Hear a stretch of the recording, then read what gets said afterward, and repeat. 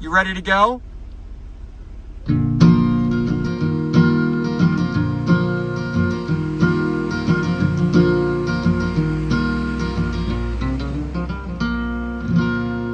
So I'll pose the question, do I really need a backup rear view camera for such a small teardrop trailer? The answer is yes. So I reached out to Haloview and I asked them if they have any install videos on a small teardrop, a NuCamp, or anything like small like this for install videos, and they said they didn't. So we kind of worked together, and Haloview sent me this for free, the BT7 touchscreen TV for the Jeep, the BTC128 camera for the back of the teardrop, along with some different mounting options. So I told them I would give them an honest review, an honest install, tell them what I thought about it, and tell you folks what I think about it. So I'm going to take you inside of the kitchen right now. I'm going to show you the different mounting options. I'm also going to show you what I chose for this teardrop trailer.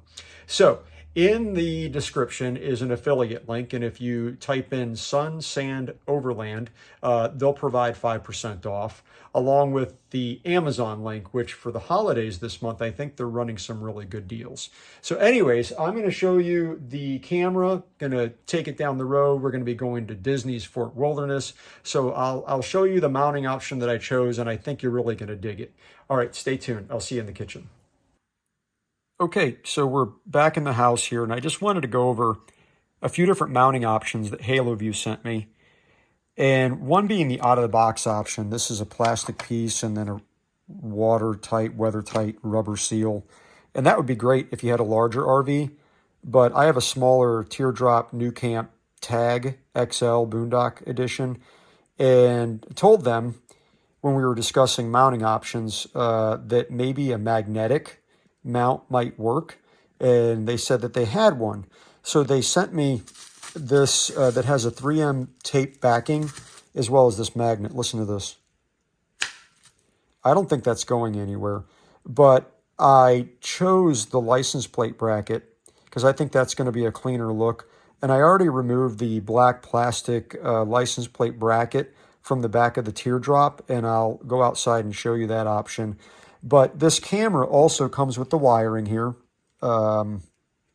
This is a weather-tight waterproof seal, and they sent me extra screws to mount the camera on the back of there, which is great because I already lost one of the screws. So we'll go out in the garage and I'll show you what's going on with the license plate bracket on the teardrop.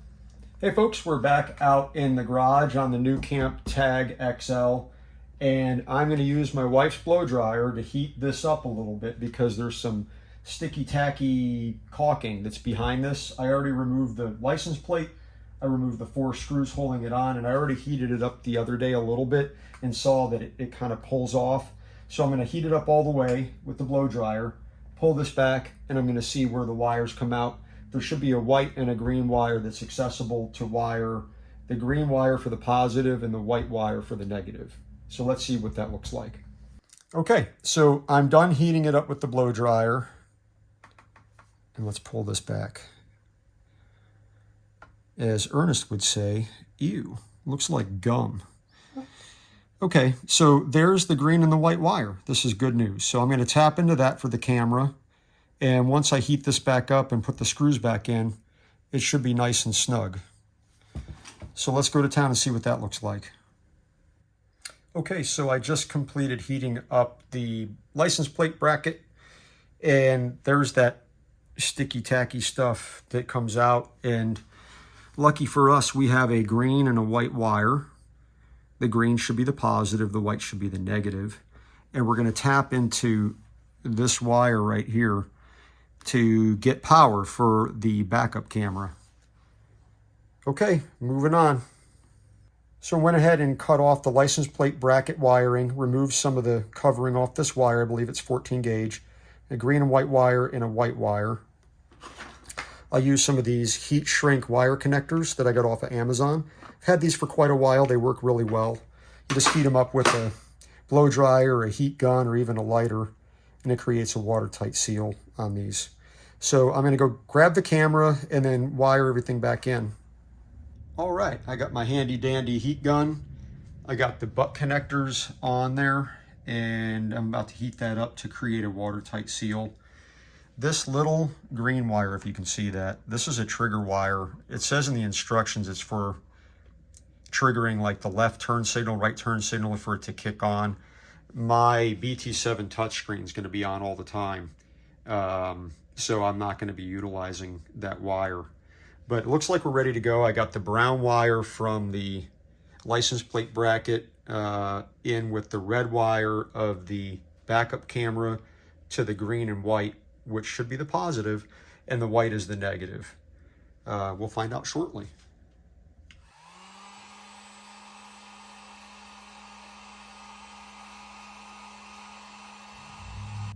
Moving right along. I put the license plate bracket back on and lined it up with some Allen wrenches and a small drill bit there, just so that I don't hollow out those holes any larger. I already started one screw here and it went in without a problem. I dropped the camera wire on the bottom because this weather stripping stops right here, and there's about, a 1/4 of an inch to let water drain out, so it's going to drop out right there. And then I'll run this wire around and then secure it with a piece of double-sided tape or something. So yeah, we're ready to put the camera on and the license plate back on. We're heading out to Disney's Fort Wilderness tomorrow. So hopefully I get this thing wired up and get the video done simultaneously, and I can show you what it looks like going down the road. All right, see you in a minute. A little earlier we spoke about the mounting options for the camera itself, and now I want to talk about the mounting options for the BT7 touchscreen. So out of the box, they give you this suction cup option. They also give you a 3M tape option. In addition to what they offer out of the box, you can purchase a 1-inch ball mount arm that I guess can screw into the dashboard, and I guess that's pretty permanent. With the Jeep Wrangler, there's an option to add a ball mount to the grab handle, and I chose a 1-inch ball from Carolina Metal Masters, and I'll leave a link in the description. And then I'll end up using this here, will go on the end of the arm, and then this slides onto the back of the TV screen. It's going to be mounted pretty low. I'm going to always have the TV on while towing and driving. So I'll show you that here in just a few minutes. Here is the semi-finished product. I decided to drill a very small hole right here and this just secure that with a zip tie. The wiring goes underneath there where the end of the factory rubber weather strip ends. I didn't have to cut that. That's just where, kind of like a drain plug, I would imagine. But I ran this behind the license plate. I put some felt, circular felt that you put on the bottom of furniture. So one, the license plate doesn't tear into the wiring, and also it doesn't rattle. So this is very loosely secured. It can move back and forth, as you can see. And I might use some VHB tape right here just to secure it. But other than putting on the little antenna, we're going to move into the tow vehicle, the Jeep Wrangler, and hook up the BT7 touchscreen. Okay, moving over to the tow vehicle. Moving into the Jeep Wrangler, I'm ready to mount the BT7 touchscreen. It's going to be mounted right below the stereo screen there. And I was previously using a 20mm Carolina Metal Masters ball for the GMRS radio, which I've moved up to the 67 Designs rail mount. This is the ball mount that will slide onto the back of the touchscreen. And the Allen key is an 8mm, so I need an 8mm to remove it, and then an 8mm Allen key to put the new 1-inch ball mount on here. And then I'm going to use that supplied Haloview 1-inch arm, and I'm hoping it'll kind of sit right like that in the Jeep so that I can kind of look down at it. I didn't want anything. I already have a lot of stuff in the field of view already. So I'm going to remove this and then put the 1-inch ball mount down. See you in a moment.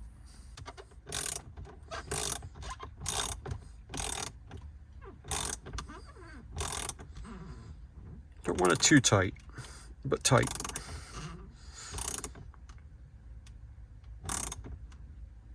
Right about there. Okay. For this next step, I'm going to need 2 hands, so I'm not going to videotape it. I'm going to go ahead and put the ball mount on the back of the TV screen so that all I have to do is loosen up this arm again, and then I will mount the screen. I think this is going to work out great. I'm excited about this. Oh, over there is another thing I'll just point out is this. This is from Ram Mount, and it's a cup holder, and I have a 67 Designs arm on a Carolina Metal Masters ball mount on that side. We only have 3 cup holders because the dog's in the back, so it's really helpful for long trips to have a extra cup holder, and it's solid. Well, sorry about the smudges on the screen, but I think we're cooking with gas now. This is going to work out great. We are on our maiden voyage to Disney's Fort Wilderness for a couple days. Going to enjoy some swimming, campfires, and maybe some s'mores. Oh yeah.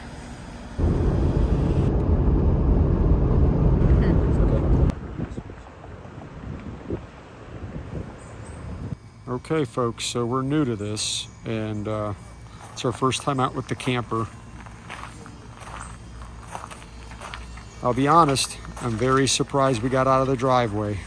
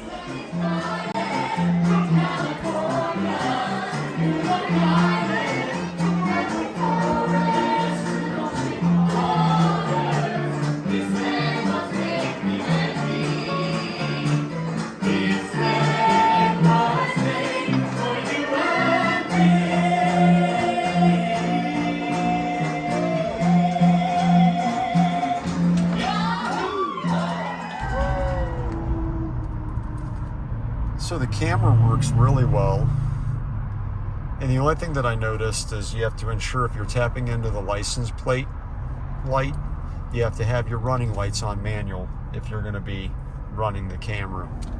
Also, with a small little teardrop, it's a little bouncy, but it's not because the bracket or the camera's loose. It's just the way my trailer is, so it's not the camera's fault, and it works really well. I leave it on all the time, and I can see down the road, and it is fairly accurate with how close the car is to the back in regards to latency. There's no lag or bad latency as I'm trying to drive. It's right next to me in real time. So that was one thing that I was concerned about, and I liked. Ooh. So yeah, I liked the camera a lot. It did exactly what I wanted it to do.